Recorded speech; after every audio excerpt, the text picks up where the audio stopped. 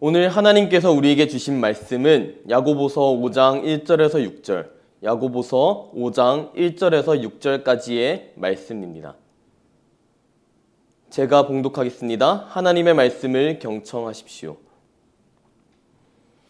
들으라 부한 자들아, 너희에게 임할 고생으로 말미암아 울고 통곡하라. 너희 재물은 썩었고 너희 옷은 좀먹었으며 너희 금과 은은 녹이 슬었으니 이 녹이 너희에게 증거가 되며 불같이 너희 살을 먹으리라. 너희가 말세에 재물을 쌓았도다. 보라, 너희 밭에서 추수한 품꾼에게 주지 아니한 삭기 소리 지르며 그 추수한 자의 우는 소리가 만군의 주의 귀에 들렸느니라. 너희가 땅에서 사치하고 방종하여 살육의 날에 너희 마음을 살찌게 하였도다. 너희는 의인을 정죄하고 죽였으나 그는 너희에게 대항하지 아니하였느니라. 아멘. 나는 쇼핑한다. 고로 존재한다. 지금으로부터 35년 전 미국 예술가인 바바라 크루거라는 사람이 사람을 이렇게 정의했습니다. 나는 쇼핑한다. 고로 존재한다. 철학과 담을 쌓고 지낸 사람들도 한 번쯤은 들어봤을 법한 나는 생각한다. 고로 존재한다. 라는 이 데카르트의 명제를 시장자유주의에 알맞게 또는 비판적으로 변형한 명제이기도 합니다. 거창한 것 같지만 우리 일상의 다양한 형태로 녹아있는 쇼핑을 생각해 보면 또 익숙한 이야기이기도 합니다. 우리 일상에 녹아있는 쇼핑 어떤 게 있을까요? 가끔은 신의 형상으로 다가오기도 합니다. 지름신이라는 형태로 다가오기도 하죠. 보복 쇼핑은 어떨까요? 억눌려 있었던 어떤 욕구들, 잠재되어 있던 것들을 쇼핑하는 것으로 풀기도 합니다.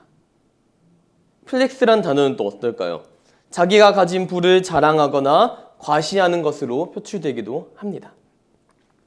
재물 따위를 흥청망청 써서 없앤다는 뜻의 탕진과 재미를 뜻하는 잼을 합친 탕진잼이라는 단어는 또 어떨까요? 소비에서 만족과 재미를 느끼기까지 우리가 무엇을 사고 어떤 것을 누리며 사는가 하는 문제는 우리에게 이미 상당히 중요한 문제가 되었습니다. 무언가를 사고, 무언가를 팔고, 무언가를 소비하고, 무언가를 생산하는 모든 과정에서 가장 중요한 것 한 가지를 꼽아보라 라고 한다면 어떤 것이 있을까요? 아마 이 질문을 들으신 성도 여러분들 개개인마다 다른 답변을 내리실 것 같습니다. 아주 다양한 답변이 있을 것이고 아마 그 나름대로 타당한 이유가 있을 것입니다. 사는 게 중요한 분들이 계실 것이고 파는 게 중요한 분들이 계실 것 같습니다. 제가 생각했을 때 이 모든 과정들, 경제 과정에서 가장 중요한 것이 무엇이겠느냐라는 것에 대한 대답은 분수에 맞는 소비였습니다. 내 수입이 얼마 정도이며 이 지출이 과연 타당한 것인지 스스로에게 묻고 따지는 과정을 거친 후에 이게 너무 이것보다 과분하구나, 내 수입보다 과분한 지출이구나 라면 조금 미루기도 하고 소화 가능하다면 구매하는 과정이 가장 중요하지 않은가라는 생각이 들었던 것이죠. 내 분수에 맞는 소비 그리고 앞을 설계해 나가는 이 입장에서 보니 이 탕진잼, 탕진하는 것에서 재미를 느끼는 이 단어가 매우 불편했습니다. 재물을 흥청망청 다 써서 없애는 것이 재미있을 수가 있나?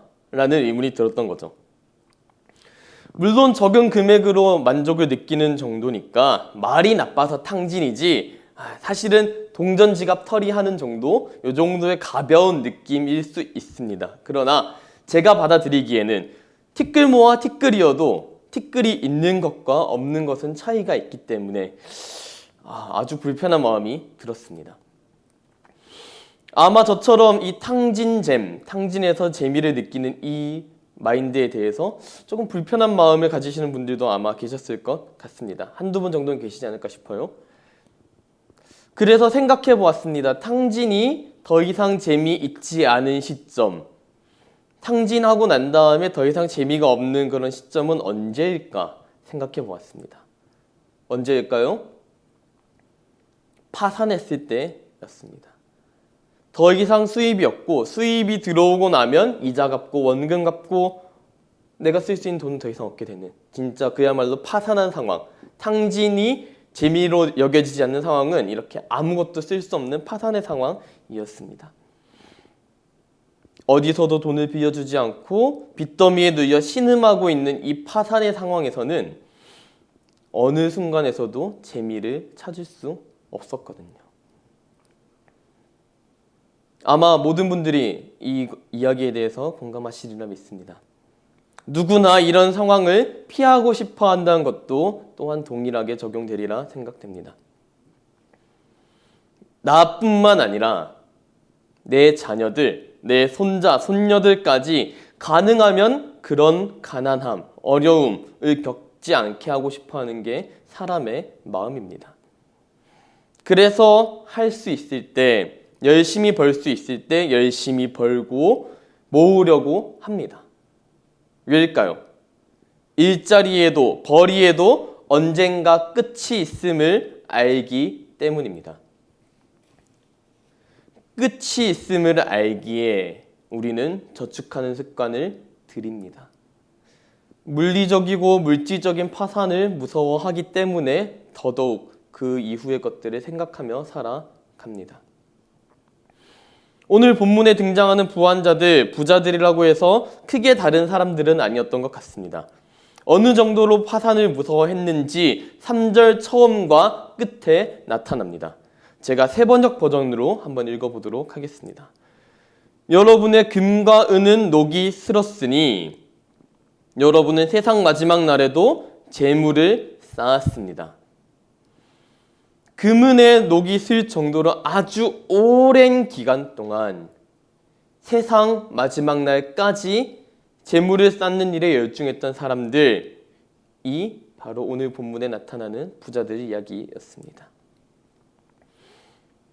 얼마나 돈독이 들었으면 어휴 싶으신가요 혹시? 이 부자들과 우리들 사이에 아주 큰 차이점이 있습니다. 어떤 차이점일까요? 부자들은 몰랐습니다. 뭘 몰랐을까요? 끝이 있는 줄을 몰랐습니다. 끝이 있는 줄을 알았다고 하더라도 이 끝이 아주 먼 미래의 일로 생각했던 것이 이 부자들의 이야기였습니다. 그러나 성경에서는 복음서에서는 우리가 익히 배워 알고 있는 이 말세의 때는 우리는 이미 알고 있습니다.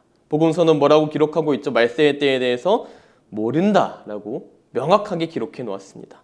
모릅니다. 천사도 아들도 모릅니다. 주님께서만 아시고 도적처럼 갑자기 임하는 것이 하나님의 나라요 말세라고 기록되어 있습니다.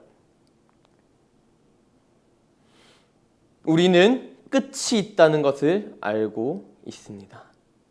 그리고 이 끝이 있음을 아는 사실은 매우 중요합니다. 그리고 이 중요한 법칙이 우리 삶에서도 적용된다는 거 우리는 알아야 합니다. 들으셔야 합니다. 느끼셔야 합니다. 물질이 끝이 있듯 우리 삶에도 끝이 있다는 것을 생각한다면 우리가 물질적인 파산을 두려워하는 만큼 아니 그것보다 훨씬 더 많이 영적인 파산을 두려워해야 합니다. 영적으로 파산을 하고 나면 더 이상 영혼이 죽어갈 때 나는 소리, 영혼이 메말라가는 소리 그 신호를 알지 못하기 때문입니다. 영혼이 죽어가는 신호가 무엇인가요? 다른 영혼의 소리가 들리지 않는 것입니다. 다른 사람들의 이야기가 들리지 않고 이 세상의 이야기들이 들리지 않게 됩니다. 오늘 본문에 등장하는 부자들 문제점 무엇이었나요? 돈을 많이 마지막 날까지 모았던 것이 문제였을까요? 아닙니다. 품꾼에게 줘야 할 그 품삯을 제대로 안 치르고 누군가는 눈물과 피를 흘리게 하며 쌓은 것이 문제였습니다. 그 사람들이 목 놓아 우는 소리가 하나님께 상달될 정도로 그렇게 큰 소리였음에도 불구하고 이 사람들은 아무 문제의식을 느끼지 않았습니다. 왜일까요? 이 부자들의 영혼은 이미 파산 상태였기 때문입니다. 이 사람들의 관심사는 그들의 눈물, 그들의 소리가 아니라, 우는 소리가 아니라 쌓인 재물이 얼마나 높고 큰지에만 관심이 있었기 때문입니다. 한 영혼이 한 영혼에 남긴 상처가 얼마나 깊고 큰지 관심이 없었기 때문입니다. 그런 부자들의 말라버린 영혼들에게 야고보는 말씀하고 있습니다. 들으라, 그리고 통곡하라 라고요. 하나님의 말씀을 듣고 스스로를 위해 통곡하는 것을 요청하고 있는 겁니다. 하나님의 말씀을 듣고 내 스스로에게 닥칠 심판, 재판 때문에 내가 슬퍼하며 통곡하지만은 여기에서부터 시작했지만 내 영적 파산 때문에 울었던 품꾼의 소리가 들린다면 그 죄의 무게 앞에선 인간이 할 수 있는 것은 과연 어떤 것이 있을까요?